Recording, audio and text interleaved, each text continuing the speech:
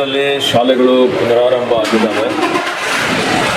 ಎಲ್ಲ ಮಕ್ಕಳಿಗೆ ನನ್ನ ಪರವಾಗಿ ಸರ್ಕಾರ ಪರವಾಗಿ ಪೂರ್ವಕ ಸ್ವಾಗತವನ್ನು ಬಯಸುತ್ತಾ ಕರ್ನಾಟಕ ರಾಜ್ಯ ಶೈಕ್ಷಣಿಕ ಕ್ಷೇತ್ರದಲ್ಲಿ ಇಡೀ ದೇಶದಲ್ಲಿ ನಂಬರ್ 1 ರಾಜ್ಯ ಅನ್ನುವಂಥ ಒಂದು ಹೆಗ್ಗಳಿಕೆಗೆ ಪಾತ್ರವಾಗಿದ್ದಂಥ ನಮ್ಮ ಸರ್ಕಾರ ಮಕ್ಕಳಿಗಾಗಿ ಎಲ್ಲ ರೀತಿಯ ಒಂದು ಕ್ರಮಗಳನ್ನು ಅವರ ಅಭಿವೃದ್ಧಿಗಾಗಿ, ಅವರ ಶೈಕ್ಷಣಿಕ ಪ್ರಗತಿ, ಅವರ ಆರೋಗ್ಯ, ಅವರಿಗೆ ಇನ್ನೂ ಹೆಚ್ಚಿನ ಒಂದು ಇವತ್ತು ಒತ್ತು ಕೊಟ್ಟು ಅದರಲ್ಲಿ ವಿಶೇಷವಾಗಿ ನಮ್ಮಲ್ಲಿ ಬುನಾದಿ ಶಿಕ್ಷಣ ಅಂತ ಏನು ಹೇಳ್ತೀವಿ, ಪ್ರಾಥಮಿಕ ಶಿಕ್ಷಣ, ಪ್ರೌಢ ಶಿಕ್ಷಣಕ್ಕೆ ಹೆಚ್ಚಿನ ಒತ್ತನ್ನು ಕೊಟ್ಟಿದ್ದೇವೆ.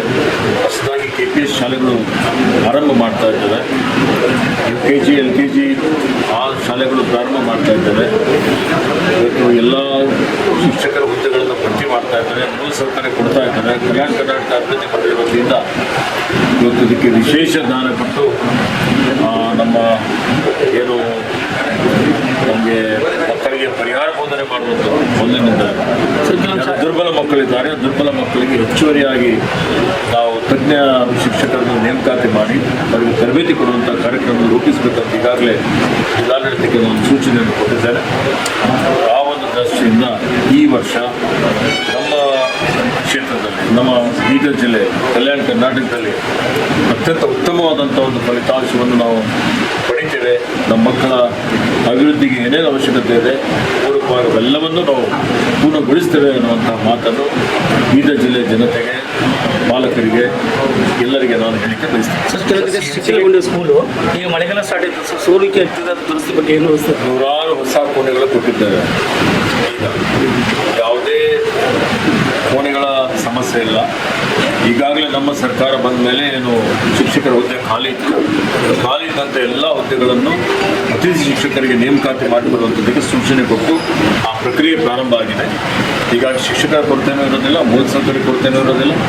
ಹೆಚ್ಚುವರಿಯಾಗಿ ಅವರಿಗೆ ತಜ್ಞ ಶಿಕ್ಷಕರನ್ನು ನೇಮಕಾತಿ ಮಾಡಿ ಎಲ್ಲೆಲ್ಲಿ ಭಾಳಷ್ಟು ಕಡೆ ಪ್ರಗತಿ ಪರಿಶೀಲನೆ ಮಾಡುವಂಥ ಸಂದರ್ಭದಲ್ಲಿ ಮ್ಯಾಥಮೆಟಿಕ್ಸಲ್ಲಿ ನಮ್ಮ ಮಕ್ಕಳು ಸ್ವಲ್ಪ ದುರ್ಬಲರಾಗಿದ್ದಾರೆ.